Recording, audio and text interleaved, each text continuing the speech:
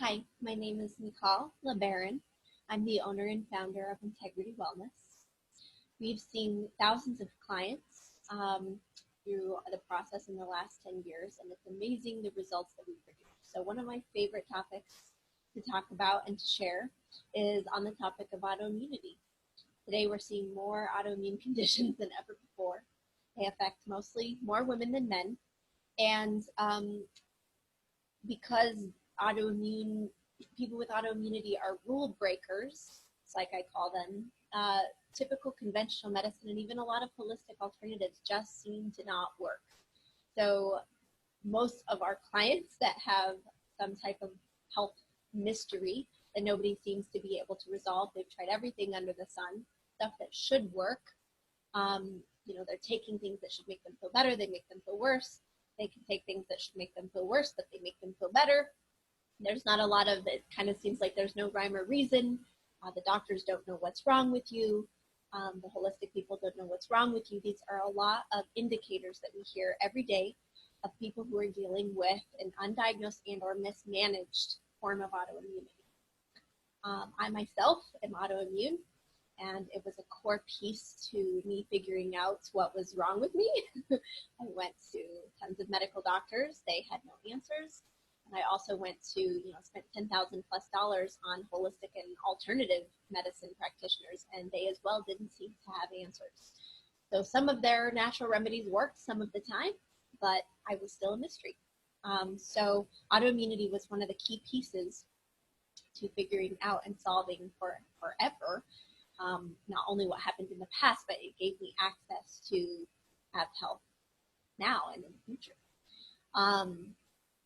My autoimmunity is completely in remission, as are two of my other genetic health issues that should be lifelong and permanent, that the medical community says are irreversible. So when we talk about medical miracles, we really mean it. And I'm living proof, and I live this every day. And so are all of our clients. So I'm excited to share this with you. The first question that I ask people when we start the conversation about autoimmunity is, has anybody talked to you about Th1 and Th2 or Th dominance? Do you know what those are? Has anybody ever talked to you about what this is? Oftentimes, the answer is no. And if that's no for you, yay! That means that this information is life-saving, and you're going to get new information that can radically affect your future forever. So that's really the core piece of autoimmunity, is actually understanding what is the root mechanism. So I'm going to explain it in very simplistic terms for you, and then explain what an autoimmune workup with us might entail, so that you can see how deep and complex it might get. But really, it's very cool. Our process is the same for everyone with autoimmunity, even though the autoimmune conditions, there's over 100 autoimmune conditions out there. The process is the same. And every autoimmune individual is unique. So we really have to custom tailor. There's no system that's set up that's going to work for you if you're autoimmune. You really have to find what type of autoimmune pattern you have and what your specific triggers are, what specific support you need, and what specific symptoms or systems in your body are all kind of interplaying with your immune system to create the complex experience that you are having. So it is very individual. So let's get started. In the most simplistic terms, your immune system is like a teeter-totter. In fact, there's several kinds of teeter-totters in your immune system. And the most common that I'm going to talk about is the Th1, which I think of these as like your Pac-Men. So they're the attacker killer cells that go after the bad guys. The bacteria, the viruses, the parasites, the toxins, the metals, the molds. And when you're autoimmune, your own tissue, your own body. So I also like to think of them as the first responders to a crime scene. They don't care how messy it gets. They care that they attack the bad guy, right? And that they get him in custody. So they blow everything up that they need to blow up. They shoot everything in sight. It doesn't matter how messy it gets. Like I said, it's really just about going after the bad guy. So the attacker killer cells, the Th1 cells, just go and do the good hard work. They're the good hard working soldiers. Then there's this side of your system, which is Th2. And I like to think of them as the second responders. So these are my red flags. Okay, so these show up to the crime scene, and what do? They draw the chalk around the body. You know, they do the fingerprints. They, you know, tape off the area so nobody gets in. They start like investigating. You know, they do the dusting, and they like start putting everything together. So the Th2 cells are like flags. They're red flags. They produce antibodies or antigens, and they flag the foreign things in your body for destruction. So when you're autoimmune, you also make red flags to your own body, and likely to food and likely to other things in the environment that you're not supposed to normally make red flags to. So you could be reacting to everything, including the healthy things that, you know, people are recommending that you do. You know, this system also, you know, goes to the database or the library in your immune system for future use. So when you get the chicken pox, you start making red flags to the chicken pox. Your body then learns how to attack the chicken pox, and then those red flags get stored in the library system. So if you ever were exposed, you're immune, right? Your body already has the medicine or the antidote, and it already knows how to recognize the chicken pox, and so it's a very tight-knit system. Now, throughout your life, this teeter-totter fluctuates up and down all the time, and that's normal. It fluctuates when our hormones change, so more from women more than men. Hormones, right, are an autoimmune trigger. It fluctuates when you don't get enough sleep. It fluctuates throughout the seasons. It fluctuates when you get exposed to something. It's constantly in flux. It fluxes when you get stressed out. It fluxes when, you know, your gut bacteria gets off, you know, or you eat a lot of sugar. It's constantly in flux. Now, somebody who's autoimmune cannot regulate this system. So there's another core piece, or a core of several pieces here at the base that helps regulate everything out, like T regulatory cells. So when you can't regulate the immune system, you are Th1 dominant or you're Th2 dominant. That is the core mechanism of autoimmunity, which means you either can't attack things like you need to, and you're flagging everything for destruction. It's way overactive, or vice versa, right? You're attacking everything in sight, and then you're causing tons of damage, but you aren't really able to flag or, you know, inform your immune system properly. So either way, it comes up with a list of, like I said, there's over 100 autoimmune conditions today. Now, my autoimmunity, I actually am Th2 dominant, which means that I need Th1 support. I have to avoid stimulating Th2 because it's already overactive. And for me, I also need T regulatory support. I don't regulate the teeter-totter. So once the teeter-totter is out of balance, good luck. I'm flared up for a really long time, and I get a bunch of weird, mysterious symptoms.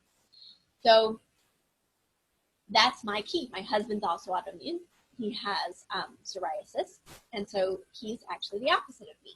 He tends to need Th2 support, and he tends to need Th3 support. So like I said, each person is very unique in what type of autoimmunity that they have, and it really takes somebody who understands the core root mechanism to figure out what's missing. Now, let's look at our approach real quick, because it's very simple. So one, everyone who's autoimmune has triggers to their immune system. We have a very comprehensive autoimmune workup where we go through all the triggers, okay? But in short, a lot of them that we know are, you know, most everybody flags foods, so there's hidden food sensitivities. This doesn't mean the kind of allergies where your throat closes up or your nose starts running or you get hives. Those are obvious. Those, you know, there's 7 different types of reactions that somebody can have. And the most obvious is IgE. That's a real allergy. That's what the doctors test for. And it's only one of 7 kinds of reactions. Now, if you have that, it's probably obvious to you. That's not the type of food sensitivity or food triggers that we're talking about. These ones are very subtle. The reactions could be delayed for 2 weeks. The reactions could last up to 6 months. So how are you really going to figure out what you're reacting to if it's not as cut and dried as I eat this and I get hives? It's very, very subtle. So like I say, it's hidden. Another is a hidden infection. Every single person that I've worked with in the last 10 years, myself included, who is autoimmune has always had a hidden infection. Now, what does this mean? Likely, it would show up on a blood test, but it's not out of lab range. It's not out of disease range where a doctor would really tell you you have an infection, because it's not bad enough, like you have pneumonia or the flu or, strep or something that would warrant antibiotics. So again, this is a subclinical or a hidden infection. So it means that your body can't flag the foreign invaders, or your body can't attack the foreign invaders. So of course you would have some type of low-grade chronic infection. Now our practitioners can actually catch that in a blood test, because the blood markers are almost always outside of functional range, meaning outside of optimal range. So infection is another one. Toxicity, environment, water, air. Toxicity is an important trigger. Car exhaust, that's one of my triggers. Plastics in the environment, that's one of my triggers. So I can't eat food out of hot plastic, for example. So toxicity is another common trigger, and there are specific tests that we can run to figure this out. And there's a whole process that we do to find each of these for each person, so that you take the mystery out of it. Once you understand the mechanism that's going on, you understand your triggers that make you feel worse, and some of these other core components, the light bulb goes on. It's like, oh, well, I know what I need to do to stay healthy. I know what I need to do, or I know what I do when I feel sick, and I know how to recover very quickly. So that's really what we want to do, is we want to teach you the tools. We want you to be your own doctor and teach you the tools to know your body the best, so that you can actually navigate this for life. And our goal is, when you're functioning at optimal function, there are no symptoms, there are no warning flags or check engine lights going off, because everything's working as it should. So toxicity is another trigger. A big one is stress. Almost everybody deals with stress on a daily basis, but we also notice that there's a theme that with autoimmune individuals, typically they've been through a past traumatic event. That even if they've had counseling or therapy, even if they feel like they're beyond it, their body is still in a fight or flight mechanism. The trauma is still affecting their physical body. Also, we notice that a lot of times people go through stressful events, and then their autoimmune genes, their autoimmunity switches on. And so part of getting the autoimmunity into remission, per se, would actually be addressing that trigger. So stored emotions or stress, that's another common trigger. There are more, but we'll review that here in a little bit.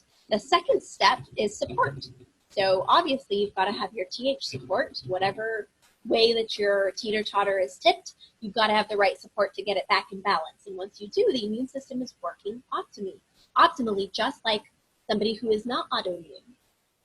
So if your immune system is working like somebody who's not autoimmune, then you wouldn't have the autoimmune symptoms that go with autoimmunity.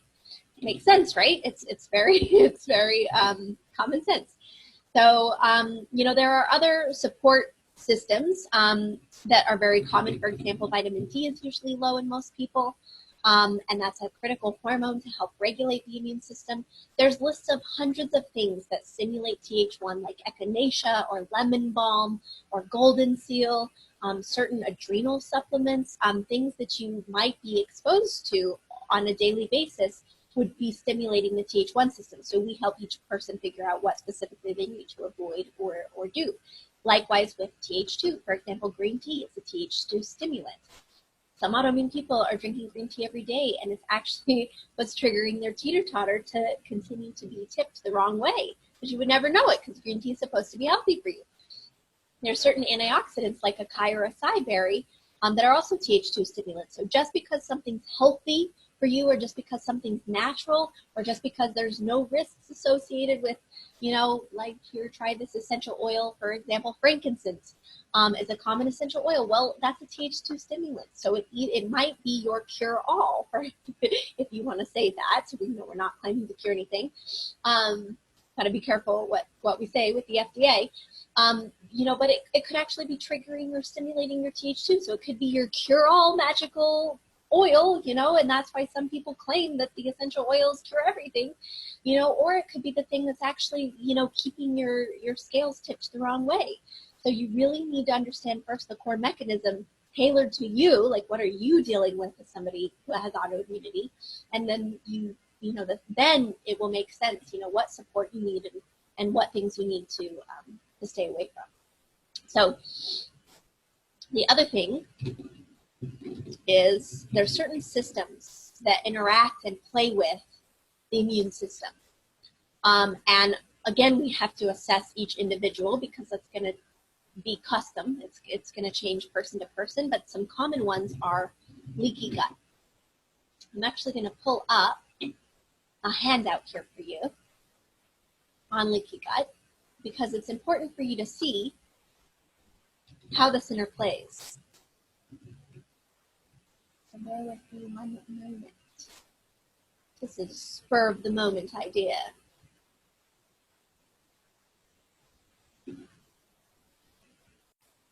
So we've got the leaky gut chart pulled up here, and you can see how a normal gut has tight barriers, and there's actually a double layer. So all of these cells here and all of these bigger cells here, they're very tight. It's called tight junction, so nothing gets in. It's like having a solid roof, a non-leaky roof, or good windows that don't let all the air and the dust in.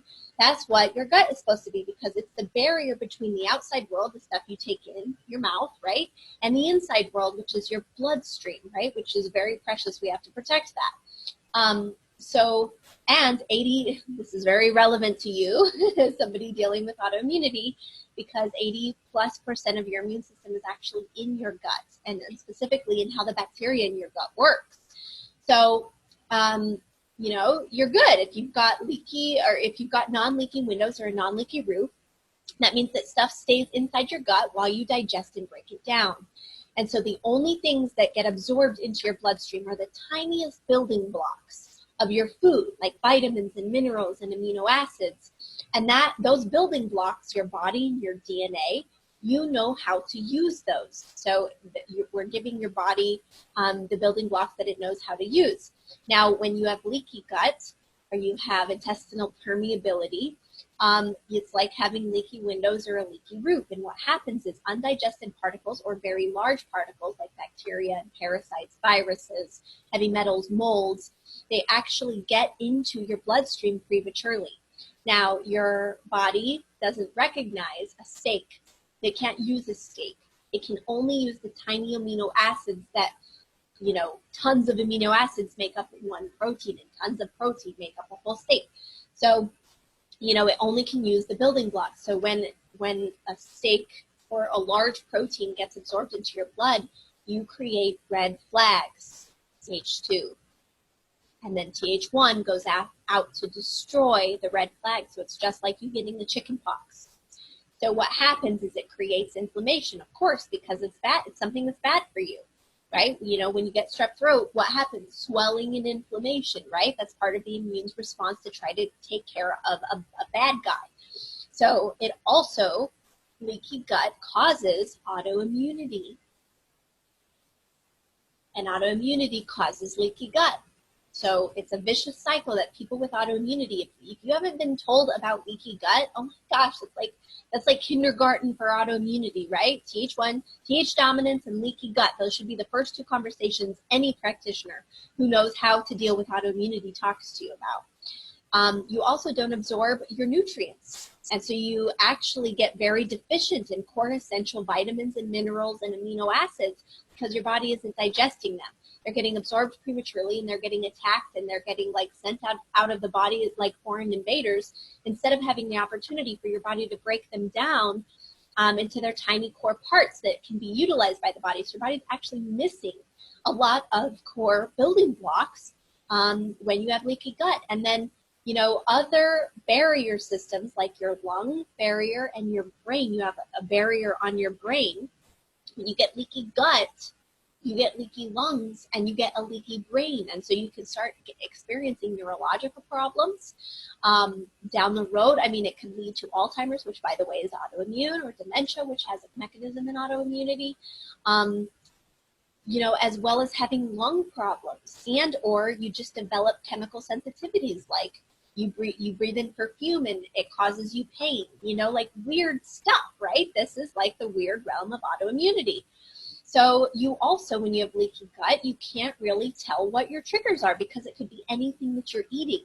Even if you're eating no sugar, no carbs, you know, like no processed foods, you know, no food colors, no GMOs, it doesn't matter. Anything that you're putting in your mouth, if you have leaky gut, can become an autoimmune trigger, which is why it's so important to identify if you have leaky gut and to address the gut and make sure that through your lifetime of managing autoimmunity, you actually are making sure that your barrier systems are solid.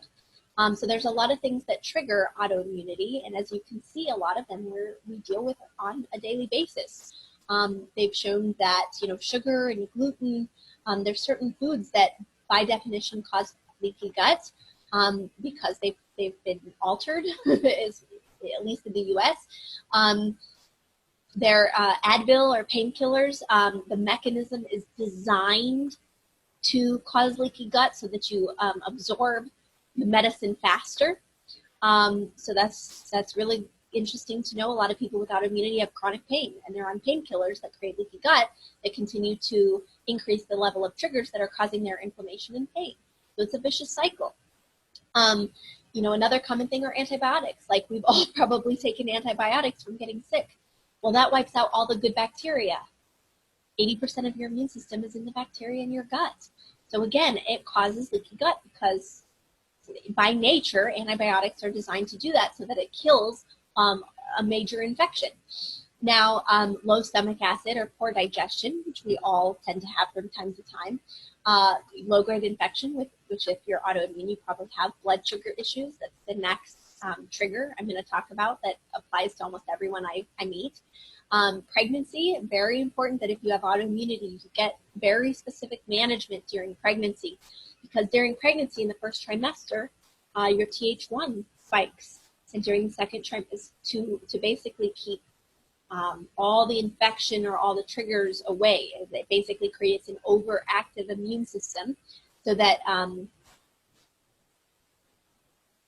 there wouldn't be any problems, like you wouldn't get any major infections and stuff like that. Towards the end of the second trimester, it switches into Th2 dominance. So now it makes sense why some people are like, oh, in pregnancy, I get totally better and I can eat whatever I want and I feel great. Other people say I have the worst pregnancy, like I'm fine until I get pregnant, and then it all goes, it all goes to hell, excuse my language. So, but that's why. It's because if you actually know what the teeter-totters are doing, it makes total sense. Stress, like I said, it's a trigger. Women that go through menopause or their monthly cycle experience triggers with that.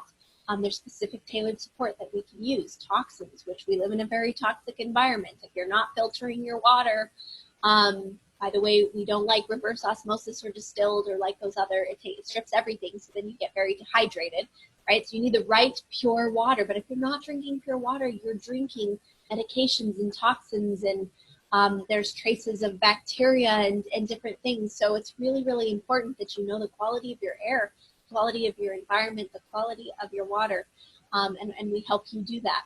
And also food allergies. So you can see how a lot of these things that are autoimmune triggers are actually triggers associated with leaky gut.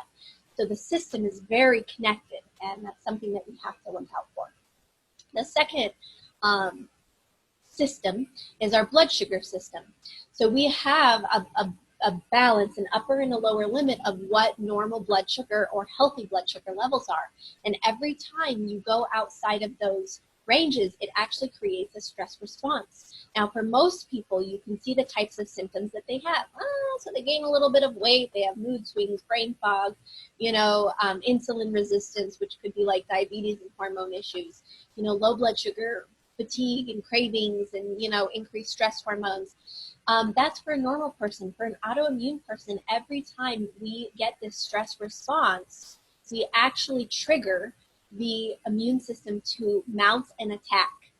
So it's very, very important. And a blood sugar imbalance, blood sugar dysregulation, that's something that might take a couple weeks to express itself as an autoimmune flare. For me, it's 2 weeks. So I didn't actually connect the dots right away of, oh, can I get away with not managing my blood sugar? I thought I could, because all I get is a little hangry, right? But really, 2 weeks after I stopped managing my blood sugar, I actually get a flare. That doesn't make any sense to me. And it takes about 2 weeks of managing my blood sugar again before my immune system calms down. So each, for you it might not be quite like that, but for me that's actually how my immune system relates to the system, my blood sugar system. So blood sugar is another really important piece when managing autoimmunity. So going back to our whiteboard here, we talked about hormones and some of those other triggers. So what our clients walk away with is a very specific understanding of what their autoimmunity is, what their triggers are, what support they need, what systems were out of whack, and then how to maintain that for life. And we're really going after symptom-free, symptom management, quality of life. So let's review real quick just another way to look at this information.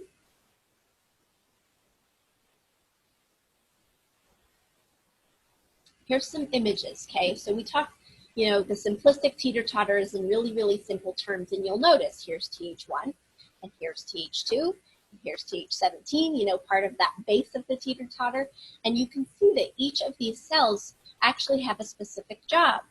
So this suppresses or balances the immune system, the Treg cells, remember that was at the base of the teeter-totter, and TH1 is associated with chronic inflammation, tumors, right? It kills pathogens or infections or toxins that are inside the cell.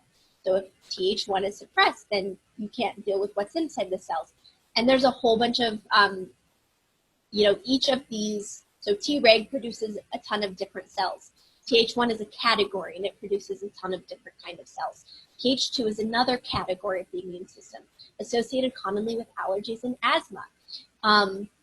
And there's a bunch of cells that it produces. TH17, associated with all types of autoimmunity. And it specifically kills pathogens or the bad guys that are outside the cells. TH9 is another one we didn't mention, right? But it's in there. Allergies, bowel health. TH22, this is like skin issues, right? And chronic inflammation. The bottom one is, basically how flexible, I guess you could say, the immune system is. That's a good way to put it. How flexible is your immune system and what it can handle, right? Here's in simple terms. Every time your TH1 and TH2 is imbalanced, that's what produces the autoimmune attack on any tissue in the body.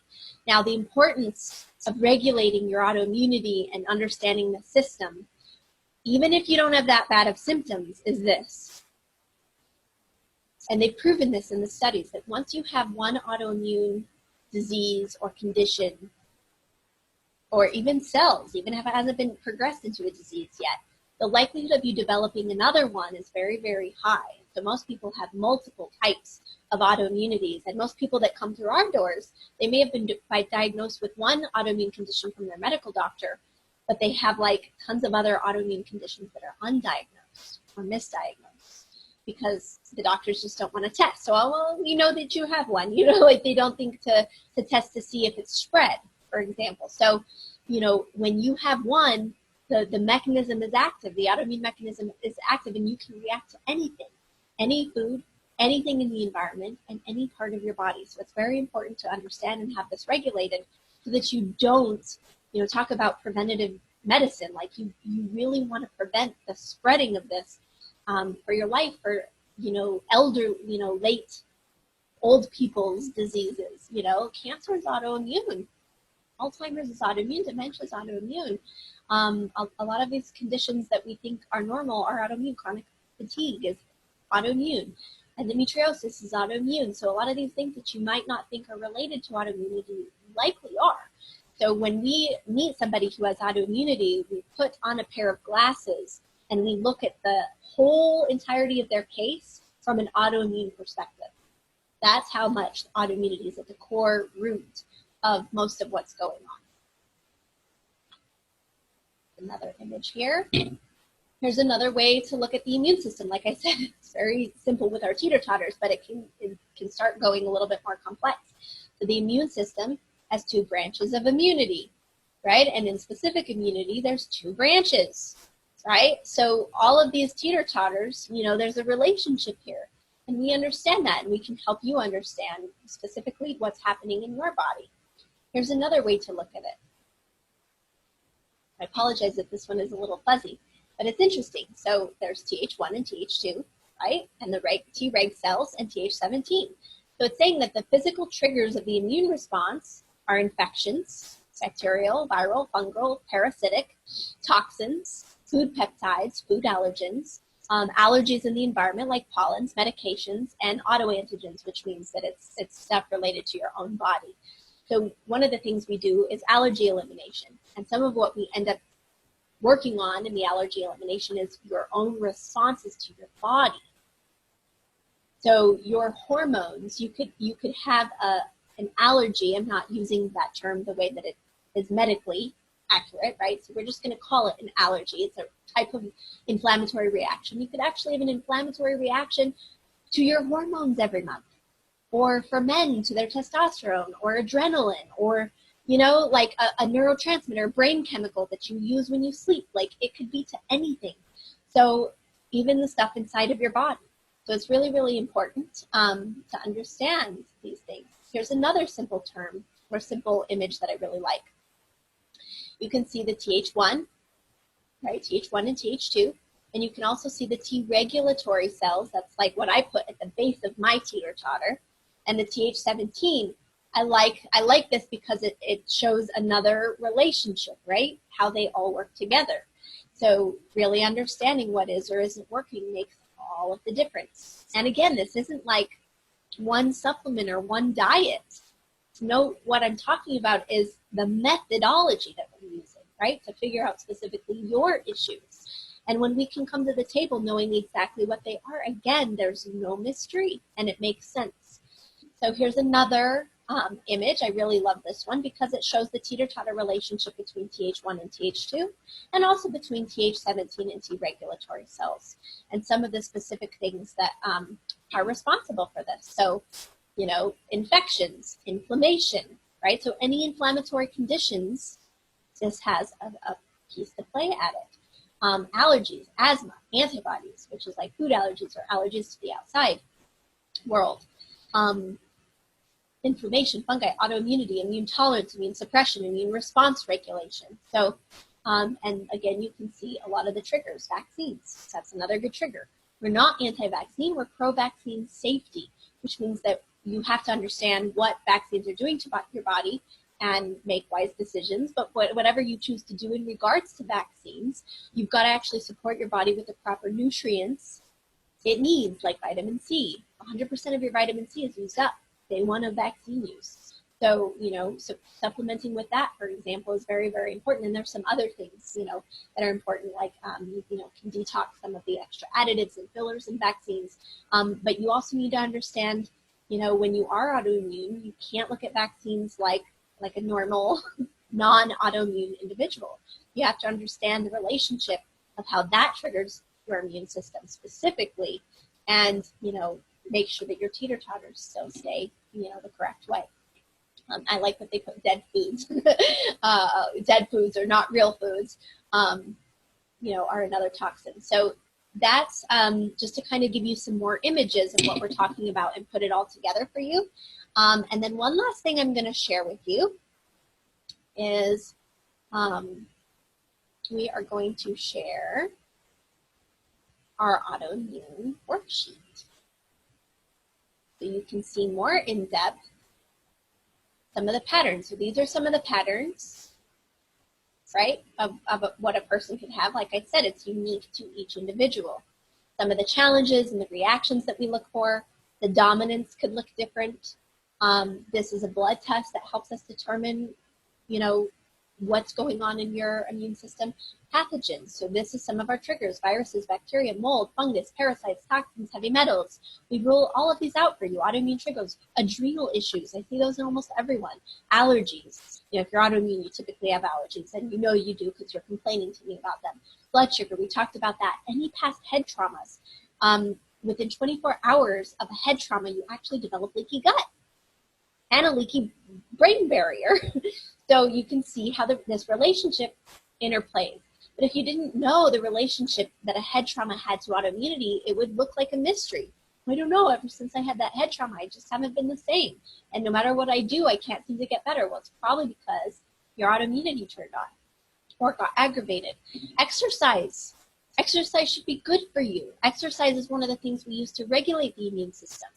But oftentimes, if it's too little or it's too much, it becomes a trigger. So understanding specifically what you need for exercise, which is unique for each individual, and what your tolerance level is at the beginning and how to build that tolerance over time, that's really important. Food exposure, hormone changes, infection, stress, not getting enough sleep. You know, most people know that they have that issue. Not taking supplements, taking the wrong supplements with the wrong triggers in it, even if they're healthy. It's like likely in your multivitamin, there's TH1 or TH2 triggers. So these are some of the things that we look at. We specifically put together our goals, right? Is it decreasing inflammation? And what does that even mean for you? Is it decreasing free radicals, like exposure to toxins that your body's exposed to? Allergies, do you have anemia? If we get everything right for your immune system, but you have anemia, you're not going to feel better. Like I said, everybody I've met has a hidden infection. What about those nutrient deficiencies? You require nutrients to for all parts of your body to function. So, like autoimmunity causes leaky gut. Then you don't have certain nutrients, and then that creates a vicious cycle of your gut not working, your immune system not working, other systems not working. When the other systems don't work, they make the immune system mad. So you can start seeing how this web, even though the principles are very simple, we have a pretty complex web that we look at. How do we regulate the immune function? There's a ton of different ways. How do we restore those barrier systems, right? The blood-brain barrier, the gut barrier, the lung barrier. Is your liver and detox pathways working? Because if they're not, which likely in the US, most people's are very clogged and congested. Their detox pathways don't work very well. Or, if you've heard of MTHFR, there's certain genetic SNPs or polymorphisms, so we call them, that could set you up. It's like your metabolism isn't working well because genetically you inherited like a deficiency or a bad gene. So we've got to make sure that those are working well. Your adrenals, your hormones, your thyroid, your intestines. Like I said, we do blood tests. We evaluate every part of life, mental, emotional, physical, from the lab tests to more intuitive methods. We look at your environment, all the personal care products, cleaning products that you use. We've got to make sure that we really are completely thorough in making sure that your life is set up, that you aren't triggering your immune system, that you're supporting your immune system, and that all systems in your body are working well. This is a very simple simple list of what the support for TH1 would be and what the support for TH2 would be, and therefore what you should also avoid, and also T-regulatory support and TH17 support. So you can see, a lot of these things are very good. Vitamin D, probiotics, but we just have to make sure we understand which category, what it is that you specifically need. And again, like I said, this is simple. We've got a database where we have hundreds of things that we can pull from and customize for you to make the most difference out of what you should be doing and what you should be avoiding. And once knowledge is really power. And with the immune system, as you can see, that's the entire key that's been missing. So if nobody has given you this information before, I'm thrilled that you're joining me today. Please share this with anybody you know that also is autoimmune and may be struggling and may not know this information as well. This saves lives. And, what we expect as a team at Integrity Wellness is that we put this into the remission and that symptoms are totally managed for life. And, we graduate our clients, meaning that they're not dependent upon us or a system or like an external thing. We really want them to graduate from our care. We work with most people 3 to 6 months and graduate them. That you move on, that you're empowered. You understand specifically what was going on, why you didn't feel well. There's no more mystery. You have achieved the goals that you wanted to achieve and are on the path of achieving them. And you have all the power and the skills needed to maintain a healthy system. So if anything happens in the future, the signs to look out for. Oh, there's my leaky gut. Or, oh, I think my teeter-totter's tipped. And you know what to do. Obviously, we're here if you need support. But it's really about empowering you with tools for lifetime management and success, so that you're, fully independent and capable. And what's beyond autoimmunity, what's beyond getting well, what's beyond all of these answers, it's time and energy and focus and freedom on what you really want to be doing in life, which isn't like healing. It's like creating the life you love with the things that are important to you, your family, your business goals, your financial goals, your life goals. So really it's about freeing you up, and launching you into creating the life you love, much more beyond solving all these problems. So that's what we do. Thank you for joining me. Please write down any questions you have. I'm excited for a follow-up with you. If you have any questions, let us know. And, thank you for listening. And please be responsible with this information. Spread it to the world, because it really does make a difference and it saves lives. Thank you again. Again, I'm Michal, and it was a pleasure to present this